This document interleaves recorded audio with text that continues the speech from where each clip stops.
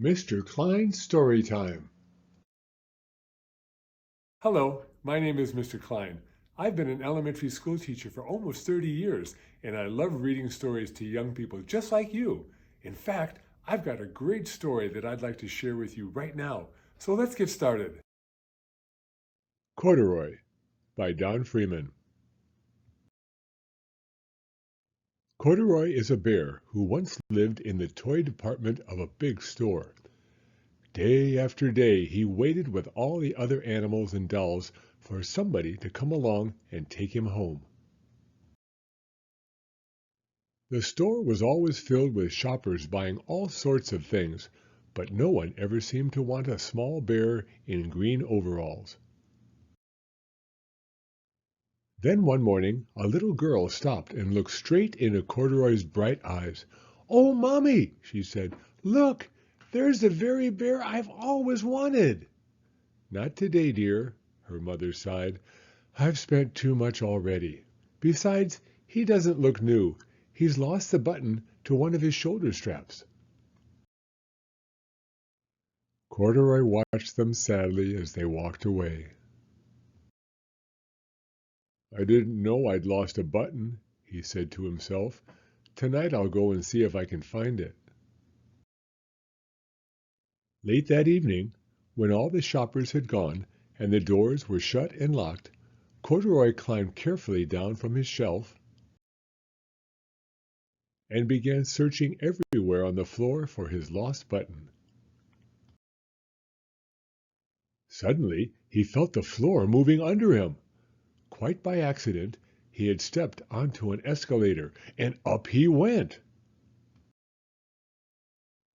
Could this be a mountain? He wondered. I think I've always wanted to climb a mountain.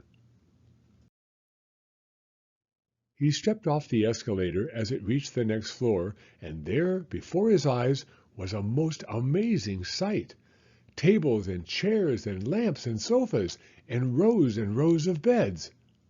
"This must be a palace," Corduroy gasped. "I guess I've always wanted to live in a palace." He wandered around admiring the furniture. "This must be a bed," he said. "I've always wanted to sleep in a bed." And up he crawled onto a large, thick mattress. All at once he saw something small and round. "Why, here's my button!" he cried. And he tried to pick it up, but, like all the other buttons on the mattress, it was tied down tight. He yanked and pulled with both paws until pop! Off came the button, and off the mattress Corduroy toppled. Bang into a tall floor lamp. Over it fell with a crash. Corduroy didn't know it, but there was someone else awake in the store. The night watchman was going his rounds on the floor above. When he heard the crash, he came dashing down the escalator. "Now who in the world did that?" he exclaimed. "Somebody must be hiding around here." He flashed his light under and over sofas and beds until he came to the biggest bed of all, and there he saw two fuzzy brown ears sticking up from under the cover. "Hello," he said. "How did you get upstairs?" The watchman tucked Corduroy under his arm and carried him down the escalator and set him on the shelf in the toy department with the other animals and dolls.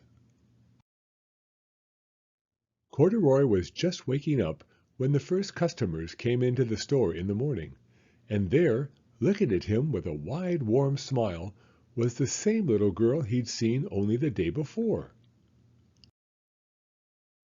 "I'm Lisa," she said, "and you're going to be my very own bear.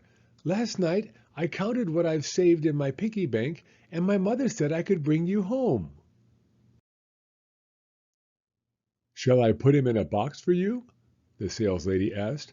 "Oh, no, thank you," Lisa answered, and she carried Corduroy home in her arms. She ran all the way up 4 flights of stairs into her family's apartment, and straight to her own room. Corduroy blinked.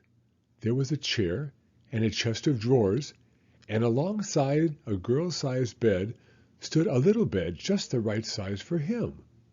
The room was small, nothing like that enormous palace in the department store. "This must be home," he said. "I know I've always wanted a home." Lisa sat down with Corduroy on her lap and began to sew a button on his overalls. "I like you the way you are," she said, "but you'll be more comfortable with your shoulder strap fastened." "You must be a friend," said Corduroy. "I've always wanted a friend." "Me too," said Lisa, and gave him a big hug. The end. Thank you for coming to Storytime. If you like this video, please give it a thumbs up. I read new stories every week, so be sure to hit the subscribe button if you'd like to hear another one. Hope to see you again soon.